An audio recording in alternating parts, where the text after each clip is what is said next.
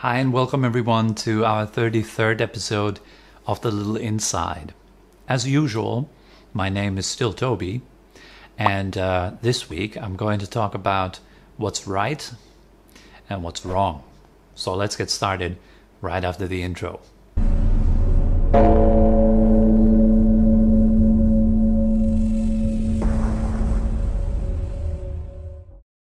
So in this episode, I'm going to have a look at right and wrong, and particularly the two misconceptions that go along with that. The first kind of misconception, obviously, is the misconception that what's right is ultimately right, and what's wrong, or what I consider wrong, is ultimately wrong. That's the first misconception. The second misconception would be that right and wrong don't exist and don't matter. So therefore actions, what I do, what I think, and what I talk doesn't matter because there is no right and wrong.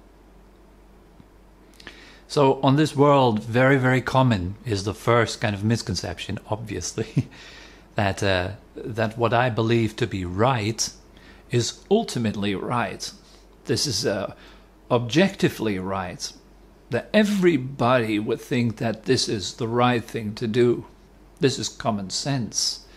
And we're very attached to our own kind of rights. There can be social type of rights, cultural rights and wrongs. There can be individual rights and wrongs. And we can fight endlessly about what's right and what's wrong and who's right and who's wrong and so forth. Now, this is very common. I think is where all the wars start from, really, from the idea that I'm right and you are wrong. And it's always that way, of course.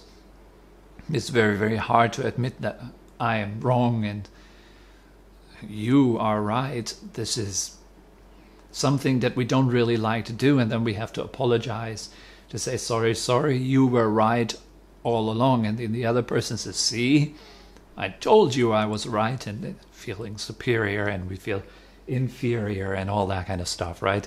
So that is something that we know, and this is also very important to discuss that. So that ultimately what I consider to be right is always right, of course, and what you consider to be right is maybe it's right, maybe it's wrong. Let's see. Maybe we find some point where we are agreeing, where we find a common denominator that both of us would agree that this is right, and so forth. And if we form groups, we all know that. This is simply a matter of learning. It's a matter of perception. And on a deeper level, it's ingrained even in our biology. It's ingrained even in our cells that what is right and what is wrong. And it's very often, if you observe, right? I'm just kind of playing with this a little bit right now. If we are observing that what we consider right is always, or very often, it is associated to what is pleasurable, what we consider to be pleasurable, either right now or in some distant future. I'm going to do this very stressful thing now because I want to relax later, and so doing this very stressful thing definitely will get me there later, so I can relax then later. That would be an example of a very deeply ingrained habit that we have, like chasing happiness and joy and fulfillment in the future, trying to get out of painful situations, and all the rights and the wrongs, we usually associate them with these painful or pleasurable situations. And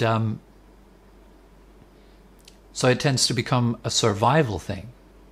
Whatever helps our survival is right, and whatever helps or creates death and problematic, painful situations is wrong. This is very, very basic. And of course, it's not only me that wants to survive, but my intellect, for example, wants to survive too. So the intellect equips itself with all these rights and wrongs, so it can kind of establish that little construct that little house of itself in which it can live for a longer time, in which it can survive, in which it can defend itself and have a right to exist, so to say, then my emotions also, they're using then sometimes the intellect to justify that this kind of emotion is righteous anger. I'm feeling a righteous anger, and here are the reasons why it is righteous.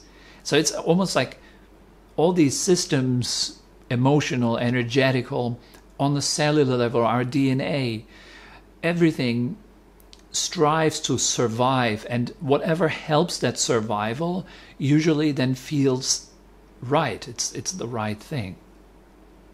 And of course, this right and wrong is different for all of us. It's different situations that we are in, different kind of survival modes that we are in. Our survival mode might be very, very basic. It's all about food. It's all about security. It's all about shelter. Or it might be about a very intellectual kind of survival, being engaged in a political discussion with your friends and trying to survive, trying to be right. So this would be something to observe, that this is highly subjective and it is highly individual, that all individuals, they follow their path of survival, if you want, of being right and abandoning wrong. Then people group together and form a culture, a social group where we all agree upon certain things. We say, okay, this is the right thing to do, this is wrong to do, and so forth. So we can say that, relatively speaking, there is such a thing as right and wrong. You can't deny that. This is the second downfall. We cannot say there is no such thing as right and wrong. There is. For example, here in Thailand, if you're entering a temple with your shoes on, it's considered to be wrong. You don't do that. There are signs in front of the temple that say, please take off your shoes. And if you see those signs and you still enter the temple due to negligence, then that action creates suffering, and it's unnecessary suffering for the people who are in that temple. Now you might be very enlightened and you feel, oh, but I'm totally above right and wrong. Right and wrong are just an illusion, and I'm beyond that. I would say this is very often, in most cases, is kind of self-indulgence. We feel identified with this high intellectual, high-minded ideal of ourselves, of being beyond good and evil, beyond right and wrong. Happens very often to people who are on a spiritual path. They would then deny such a thing as right and wrong. But this is completely wrong. So the Buddha has strongly refuted such views as harmful, because obviously what we do in this world matters. Every action is a cause and it leads to certain results. So we should live respecting that. Such a law is like gravity, right? You can believe that gravity is wrong or right. It doesn't matter. It's its own kind of thing, its own kind of law. And your beliefs or perceptions about it don't really disturb it. If you stumble, you still fall down. This sense of there is no right and wrong, that should be considered deeply in terms of your actions, in terms of what we do day by day. So what are my actions causing? What's the result of what I'm doing, what I'm saying? And where does it come from? What's my intention that goes with that? Is it coming from a state of harmlessness, from kindness? Then the results, obviously, that follow, they will be based on that harmlessness. They will be based on that kindness. If I'm coming from anger, then the results of my actions, they are in line with the intent. They're in line with the root of where they come from. So it is very, very important to consider that. What is my contribution to this world? How do I act? What do I believe in? What do I think about? most of the time? And what do I say? Where does that come from? That's really important to consider. If that comes from a place of kindness, of honesty, then the results are very likely to produce well-being and happiness. And that's what we all want. Now, of course, you cannot go around and say that everybody should do these things, because it's not the way it is. We cannot go around and say everyone should be kind. That is obviously not possible, even though it would be right in terms of the result being pleasurable. Everyone should avoid, for example, acting angrily. Then the world would be a more peaceful place, quite obviously. But we cannot go around imposing that on other people. So what is right and what is wrong, we can only see that within ourselves, really. And we can see our own motivation, our own intention. Why am I doing what I'm doing right now? Why am I saying what I'm saying right now? Where does that come from? So this is important to observe. And from that we can learn. So here, if I do this, it will lead to happiness. If I do that, it will lead to pain. This type of habit makes me feel good. That type of habit makes me feel bad. It's kind of like a playground. We can learn from our own actions, from our own thoughts, what is right and what is wrong. Does it lead towards release? You can say it's right. Does it lead towards more complication and trouble? Then you could consider it wrong. But right and wrong are also quite strong words. So the words that I personally like a bit more are skillful and unskillful. So if we act skillfully, then happiness follows. If you act with an unskilled mind, then suffering and misery follows. This is a very old kind of law. The Buddha has written it down in the first verse of the Dhammapada. Maybe I just put it up here and you can read it next to me. It's the first verse of this beautiful text. And the Buddha mentions that the mind is preceding all things. It's at the root of everything. And so if we're acting with a skillful mind, then happiness follows. If we're acting with an unskillful mind, misery and suffering follows. Knowing that there is a guideline to adjust the way we act.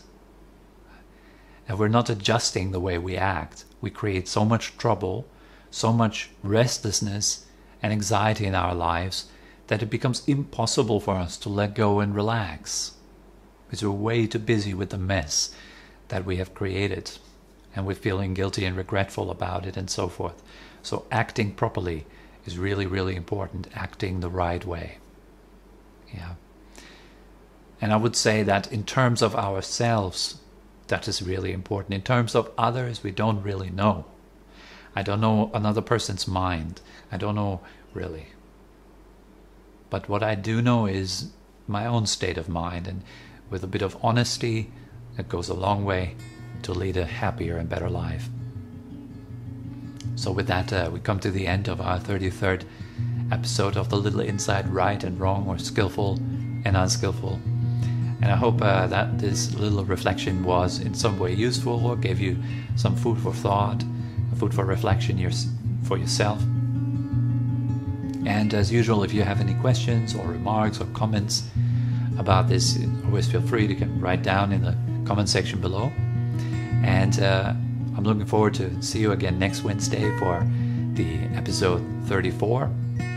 And for now, I'm out, and I wish you a wonderful next week. Bye-bye.